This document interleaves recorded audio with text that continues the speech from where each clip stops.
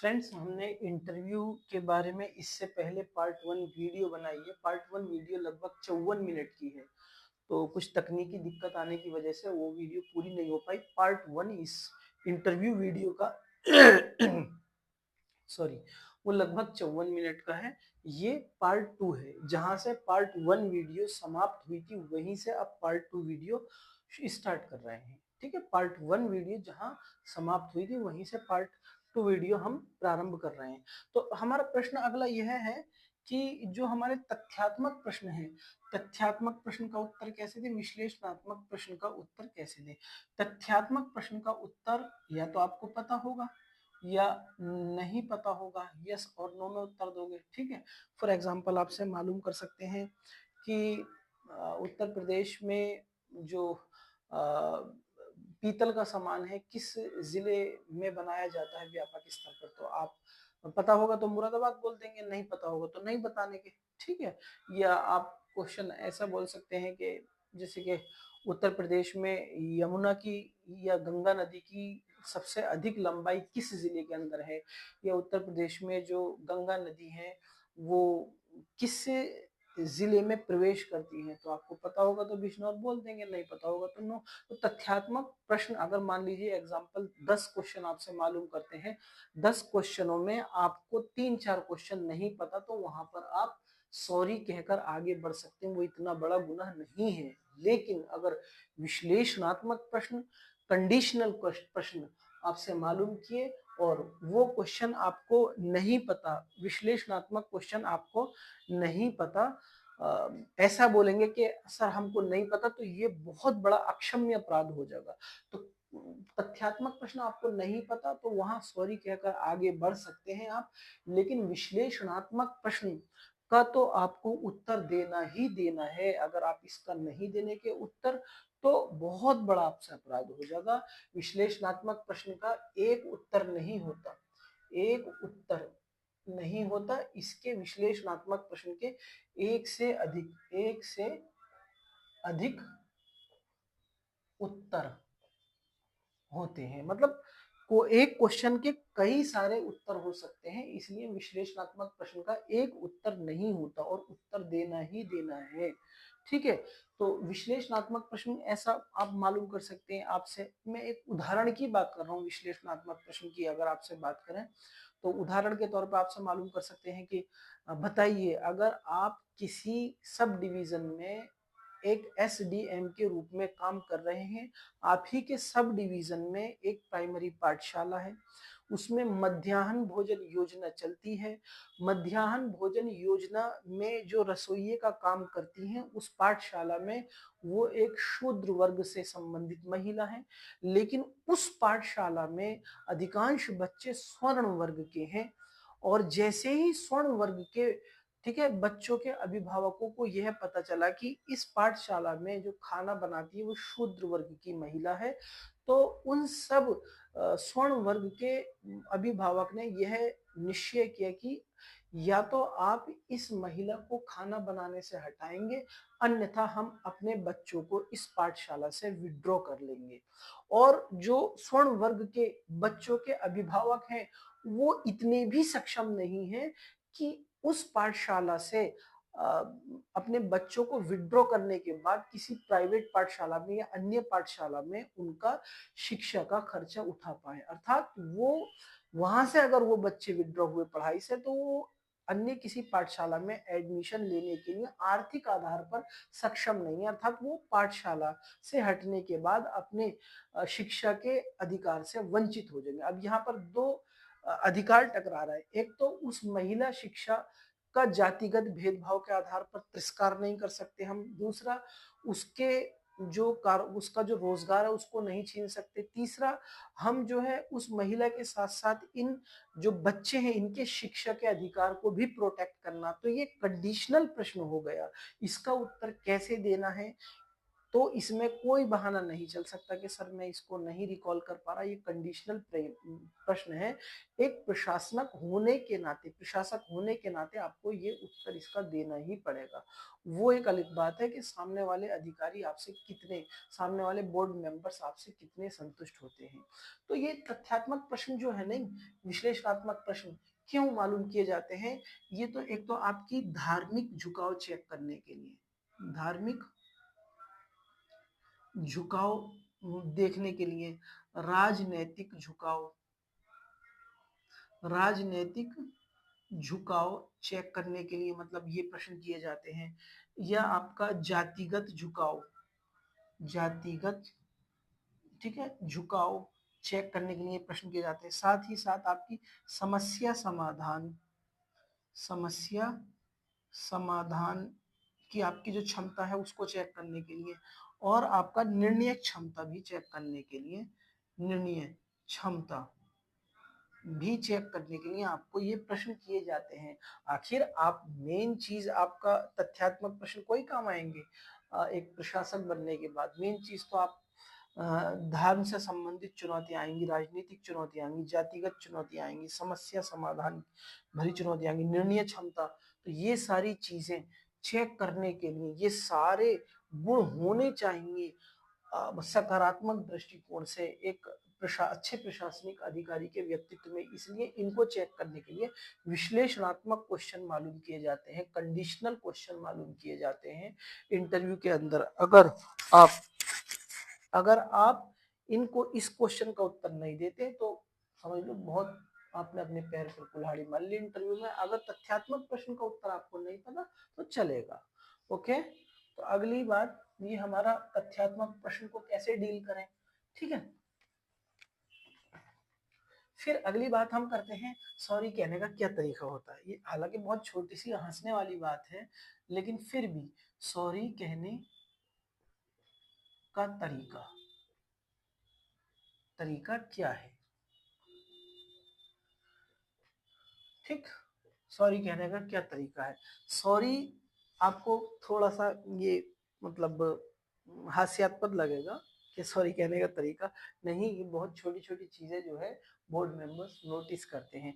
तो इसलिए आप सपोज दैट आपको 3 या 4 बार, सपोज दैट आपको 3 बार सॉरी कहने की जरूरत पड़ गई पूरे इंटरव्यू के दौरान। तो 3 बार सॉरी आप एक बार हिंदी में बोल दीजिए, एक बार इंग्लिश में बोल दीजिए सॉरी, एक बार आप उर्दू में बोल दीजिए सॉरी। तो आप हिंदी में भी बोल सकते हैं 3 बार, आप इंग्लिश में भी आई एम सॉरी करके बोल सकते हैं, हिंदी में भी 3 बार बोल सकते हैं सर मैं क्षमा चाहता हूँ, उर्दू में भी आप 3 बार बोल सकते हैं कि सर मैं माफी चाहता हूँ अभी रिकॉल नहीं कर पा रहा, रूम पर जाकर मैं इसको निश्चित रूप से देखूंगा। ऐसे करके आप हिंदी में भी या इंडिविजुअल कोई सी, लेकिन बेहतर ये होगा कि अगर आप सॉरी कहकर तीनों भाषाओं का प्रयोग करेंगे, एक बार इंग्लिश में, एक बार हिंदी में, एक बार उर्दू में, तो उसका बड़ा सकारात्मक प्रभाव पड़ने की संभावना बनेगी कि ये बच्चा जो है सभी भाषाओं में, ठीक है, की तरफ झुकाव है, किसी भाषा विशेष के प्रति इसका विशेष लगाव नहीं, बल्कि सारी भाषाओं के प्रति समान भाव सम्मान का भाव रखता है। ये मतलब आपका इंगित करता है। आप जब सॉरी बोले ना, वो सॉरी वाला भाव जो है आपके चेहरे पर आना चाहिए।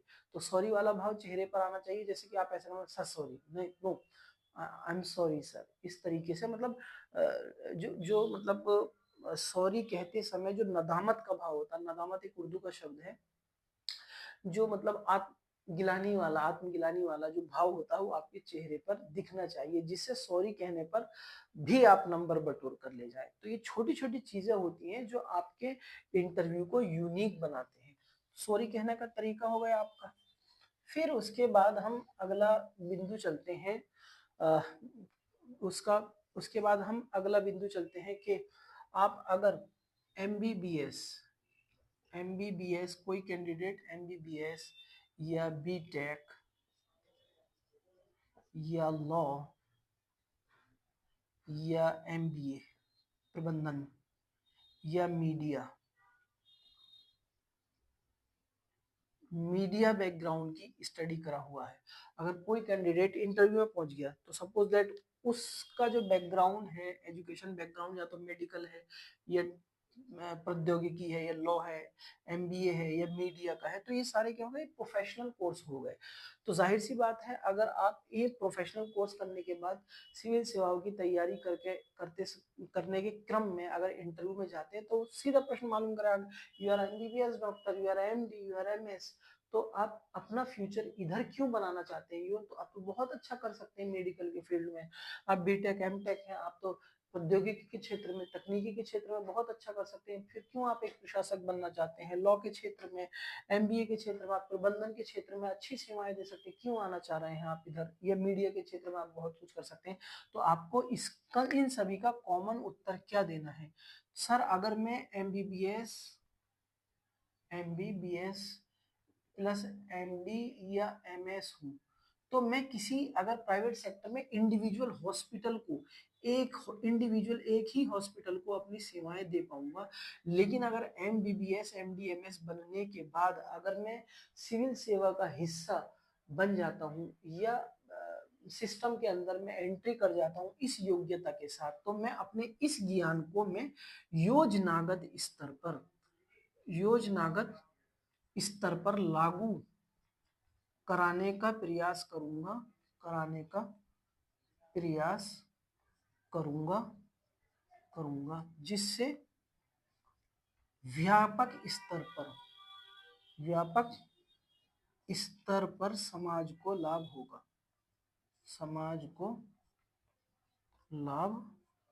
होगा। तो अब देखो, जैसे आप एमबीबीएस हैं, आपसे बोलेंगे कि आप अस्पताल में जाइए, मैक्स हॉस्पिटल में जाइए, फोर्टिस हॉस्पिटल में जाइए, आईएलबीएस हॉस्पिटल में जाइए, आप है ना, सेवाएं दीजिए, आप मेदांता ग्रुप में जाइए, हॉस्पिटल में जाइए, तो वहां अपनी सेवाएं दीजिए। तो आपको ये जवाब देना है, नो डाउट सर, मैं इंडिविजुअल अस्पताल में, हॉस्पिटल में अपनी सेवाएं देकर समाज की सेवा कर सकता हूँ, लेकिन उसकी तुलना में अगर मैं सिविल सेवा के माध्यम से सिस्टम में एंट्री कर जाता हूँ और सिस्टम में एंट्री करने के बाद जो है स्वास्थ्य सचिव बन जाता हूँ, तो मैं योजनागत स्तर पर कार्य कर कर समाज को व्यापक स्तर पर लाभ पहुंचाने का प्रयास कर सकता हूँ। बस समझ रहे नहीं? और यहाँ एमबीबीएस या इंडिविजुअल हॉस्पिटल को सर्व करेंगे, यहाँ आपको पूरे इन योग्यताओं के साथ पूरे देश को सर्व करने का मौका मिलेगा। ऐसे ही यही चीज बीटेक पर भी लागू हो जाती है। बीटेक पर आपको बोलेंगे एमटेक पर कि आप जाइए किसी कंपनी में काम करिए, IT engineer, CS engineer, Google में, माइक्रोसॉफ्ट में, विप्रो में काम करिए, आप डेल में काम करिए, एचसीएल में काम करिए। तो आप क्या बोलेंगे? नहीं सर, वो ठीक है, वहां पर मैं अपनी सेवाएं दे सकता हूँ, लेकिन उस मेरे विचार से उससे बेहतर ये होगा कि अगर मैं सिस्टम का हिस्सा, भारत सरकार का हिस्सा या सिस्टम का हिस्सा बन जाता हूं, तो मैं जो मिनिस्ट्री ऑफ आईटी है, अगर उसमें एक सचिव के रूप में मुझे काम करने का मौका मिला, तो मैं योजनागत स्तर पर काम करूंगा, और योजनागत स्तर पर काम करने से समाज को ज्यादा लाभ मिल सकता है एक इंडिविजुअल इंडस्ट्री में काम करने के मुकाबले। तो ऐसे ही आपको कोई सा भी आपका बैकग्राउंड हो, यही तर्क के आधार पर आपको उत्तर देना है। ठीक है, ये एक मतलब तर्क के आधार पर आप अपने इस उत्तर को जस्टिफाई कर सकते हैं। बाकी सब बस छोटी छोटी सी चीजें रह गई हैं, जैसे कि हमने जो पार्ट 1 था उसमें भी कम्युनिकेशन स्किल को हमने कर ही लिया था। ठीक है, कम्युनिकेशन, बॉडी लैंग्वेज, हालांकि ये कम्युनिकेशन का ही हिस्सा होता है। बॉडी लैंग्वेज हो गया, आपके कपड़े पहनने का तरीका हो गया, कपड़े पहनने का तरीका हो गया, बॉडी लैंग्वेज कैसी होनी चाहिए, कम्युनिकेशन कैसा होना चाहिए। तो ये सारी चीजें हैं, थोड़ा थोड़ा एक एक मिनट इनको डिस्कस कर लेते हैं। कम्युनिकेशन स्किल्स हमारा प्रभावी होना चाहिए। अगर कम्युनिकेशन स्किल्स मजबूत है तो समझ लीजिए आप एक अच्छे प्रशासक सिद्ध होंगे, और कम्युनिकेशन स्तर मजबूत होने से आप बहुत सारी समस्याओं को आधी से ज्यादा कम्युनिकेशन के स्तर पर आधार कर सकते हैं। कम्युनिकेशन आपको, आपके पास जो है कम्युनिकेशन अलग अलग प्रकार का, अलग अलग लोगों से मिलने के समय अलग अलग प्रकार का आपका कम्युनिकेशन कौशल होना चाहिए। जैसे आप किसी गरीब या वंचित या कि ऐसा कोई व्यक्ति जो गरीब वंचित है, वो आपके कार्यालय में किसी योजना का लाभ लेने के लिए आग्रह करना आया, तो आपको उसके साथ बहुत सौम्यता के साथ कम्युनिकेशन करना है, ताकि वो अपनी सारी समस्याएं आपको खुलकर बता सके और वो अपने आपको अपनत्व के दृष्टिकोण से देखने लगे। तो इस तरीके से आपको गरीब वंचित वर्गों के साथ कम्युनिकेशन करना है। कोई बाहुबली आए तो उसके साथ थोड़ा सा रोब के साथ, मजबूत भाषा के साथ कम्युनिकेशन करना है। कोई प्रोफेशनल या प्रबुद्ध जन आए तो आपको थोड़ा सा क्लिष्ट शब्दों का प्रयोग करना है। ठीक है, तो एक मतलब ये एक अच्छा प्रशासक का कम्युनिकेशन वही होता है जो समय, जगह और पर्सन के अनुरूप अपने कम्युनिकेशन स्किल को बदल लेता है। ऐसे ही बॉडी लैंग्वेज को भी समय, पर्सन और जगह के अकॉर्डिंग अपनी बॉडी लैंग्वेज बदल लेता है।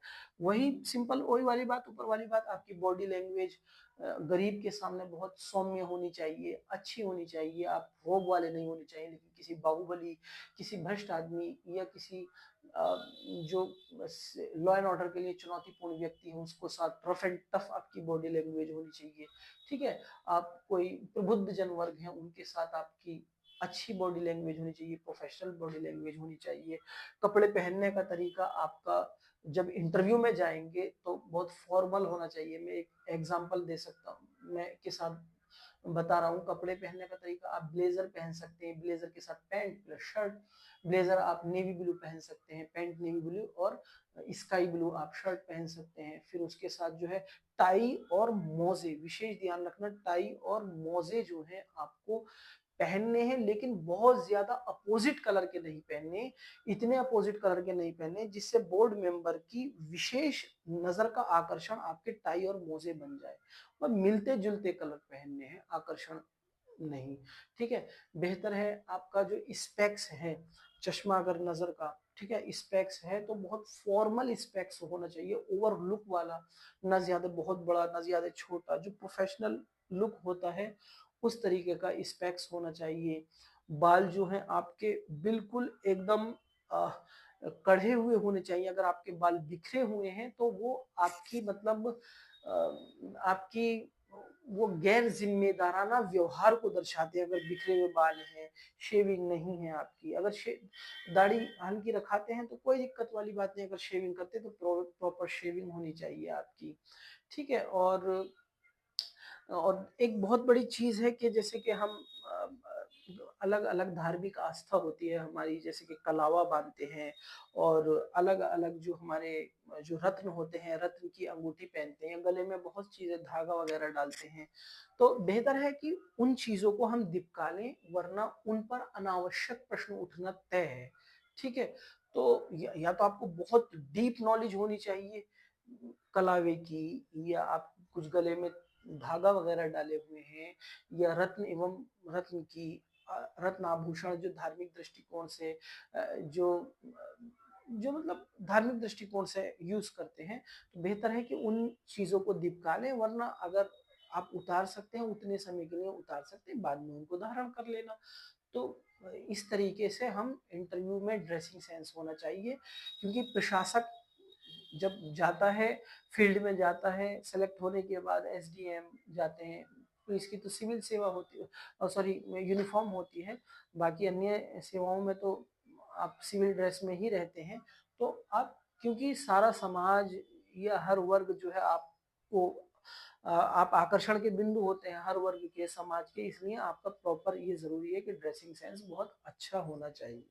ठीक है, तो इन सभी बिंदुओं के साथ जो है हम अपने पार्ट 2 को इंटरव्यू के समाप्त करते हैं। मैंने फिर कहा पार्ट 1 जो है 54 मिनट की वीडियो है, तकनीकी खराबी होने के कारण जो है हमने उस वीडियो को उतना ही लंबा रहने दिया। ये पार्ट 2 है, अब पार्ट 2 समाप्त हो रहा है।